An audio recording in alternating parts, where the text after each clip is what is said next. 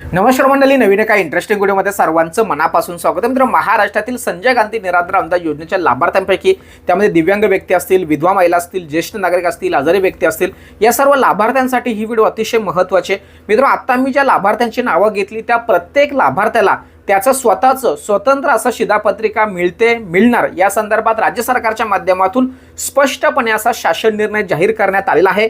आणि ते शासन निर्णय आपण आपल्या व्हॉट्सअप ग्रुप, टेलिग्राम चॅनेल यावरती आपण टाकलेला आहे. आणि या संदर्भात आपण या अगोदरच्या व्हिडिओमध्ये तो स्वतंत्र शासन निर्णय व्यवस्थित वाचून सुद्धा दाखवलंय, त्याचं स्पष्टीकरण करून दाखवलंय. त्यामुळे तुमच्या मनामध्ये जी शंका होती ती दूर झाली असेल.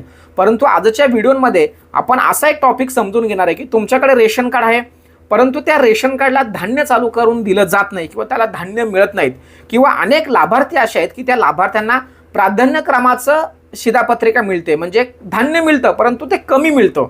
5-4 किलो जे काही तांदूळ, गहू जे काही असेल ते तुम्हाला मिळतं, परंतु त्यामध्ये आता भागत नाही. तर अशा माझ्या सर्व निराधार बांधवांना, त्यामध्ये दिव्यांग व्यक्ती असेल, विधवा महिला असतील, ज्येष्ठ नागरिक असतील, आजारी व्यक्तीसुद्धा असतील, या सर्व लाभार्थ्यांना अंत्योदय शिधापत्रिका कशी मिळणार, म्हणजे त्यांना 35 किलो 30 किलो धान्य कसं मिळणार, यासाठी नेमका राज्य सरकारच्या माध्यमातून वेगळी काही तरतूद केलेली आहे का, तर याविषयी सुद्धा आपण माहिती जाणून घेणं खूप गरजेचं आहे.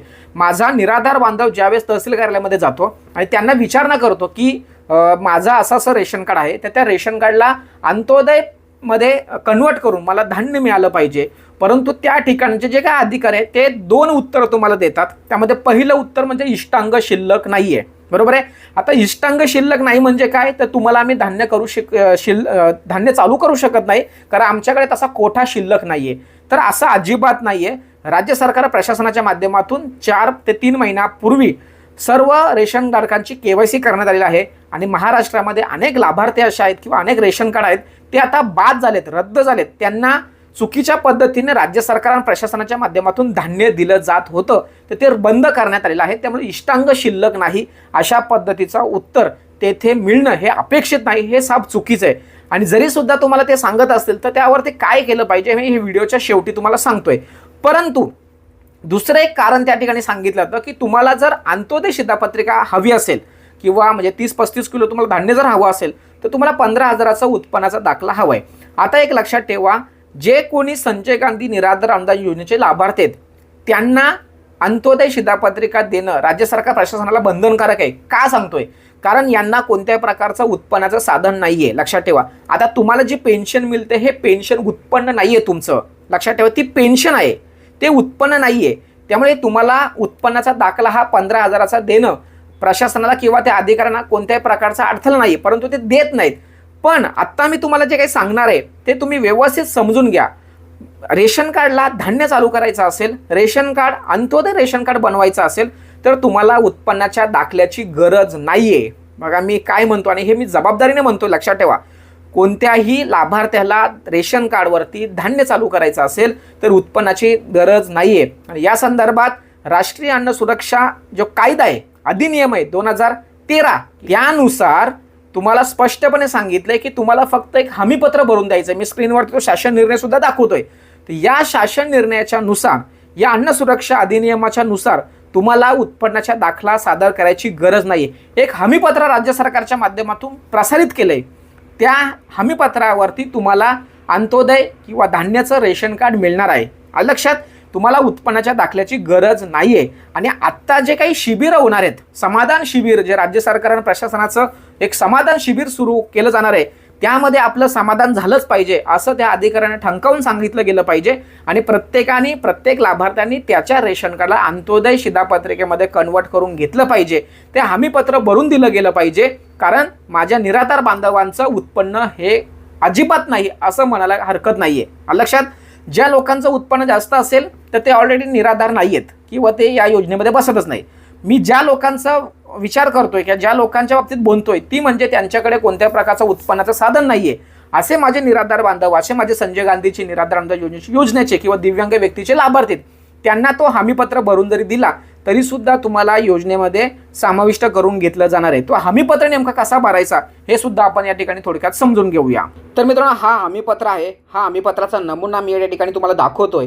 तर हा हमीपत्र तुम्हाला व्यवस्थित भरून द्यायचं. या ठिकाणी बघा, राष्ट्रीय अन्न सुरक्षा अधिनियम 2013 अंतर्गत सवलतीच्या दराने अन्नधान्याचा लाभ मिळण्याकरिता शिधापत्रिका धारकांचे शासन निर्णय क्रमांक, जे काही शासन क्रमांक अनुक्रमांक वगैरे दिला 2021 हा जो काही शासन निर्णय आहे तो आता मी वाचून नाही दाखवत तुम्हाला, कारण त्यामध्ये वेळ वाया घालवायचा नाही आहे. तर हा हमीपत्र तुम्हाला भरून द्यायचं आहे. या ठिकाणी तुमचं नाव पूर्ण लिहायचं आहे, इंग्लिशमध्ये नाव तुम्हाला लिहायचं आहे, तुम्ही कुठे राहताय हे पत्ता वगैरे तुम्हाला या ठिकाणी टाकायचं, थोडंसं खाली यायचं.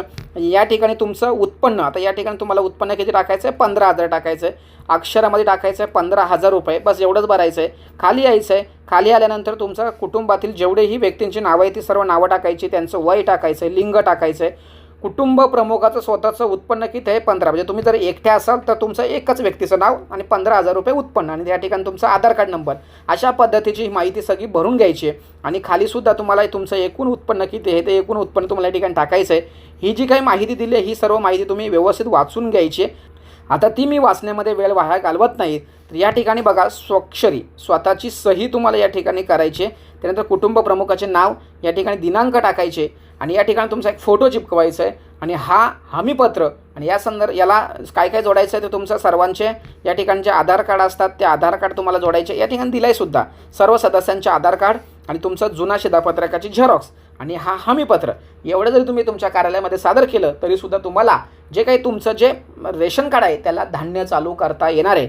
या ठिकाणी उत्पन्नाचा दाखल्याची गरज नाही. लक्ष द्या, स्पष्टपणे समजून घ्या, जाणून घ्या, आणि मगच व्यवस्थित अर्ज करा, म्हणजे तुमचा अर्ज रिजेक्ट होणार नाही आहे.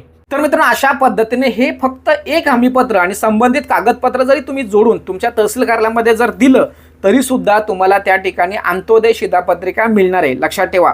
या संदर्भात हमीपत्र सादर करण्यासंदर्भात शासन निर्णय सुद्धा आहे, तो सुद्धा मी स्क्रीनवरती दाखवला आहे.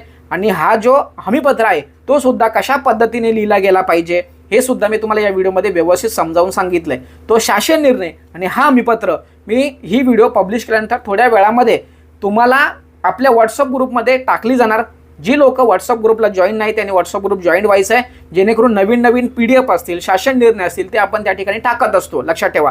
म्हणून सर्वांनी ते जॉईन व्हायचं आहे. अशा पद्धतीने मित्रांनो, आजच्या व्हिडिओचा महत्त्वाचा टॉपिक असा होता की माझ्या संजय गांधी निराधार अनुदान योजनेचे सर्व लाभार्थी, ते दिव्यांग, विधवा, महिला, ज्येष्ठ नागरिक, आजारी व्यक्ती, या सर्व लाभार्थ्यांना शासनाच्या नियमानुसार वेगळं रेशन कार्ड, स्वतंत्र रेशन कार्ड मिळण्याचा अधिकार आहे, आणि त्याला धान्य सुद्धा मिळालं पाहिजे. या संदर्भात सुद्धा महत्त्वाचा शासन निर्णय आहे. परंतु त्या उत्पन्नाच्या जाचक अटीमुळं लाभार्थ्यांना वंचित ठेवलं जातं, परंतु उत्पन्नाचा दाखला सादर न करता सुद्धा त्यांना धान्य मिळण्याचा शासन निर्णय आहे, अधिनियम आहे. हे तुम्हाला समजावून सांगायचं होतं. हेच तुम्ही त्या अधिकाऱ्यांना समजावून सांगायचं. नाही ऐकले तर ठणकावून सांगायचं.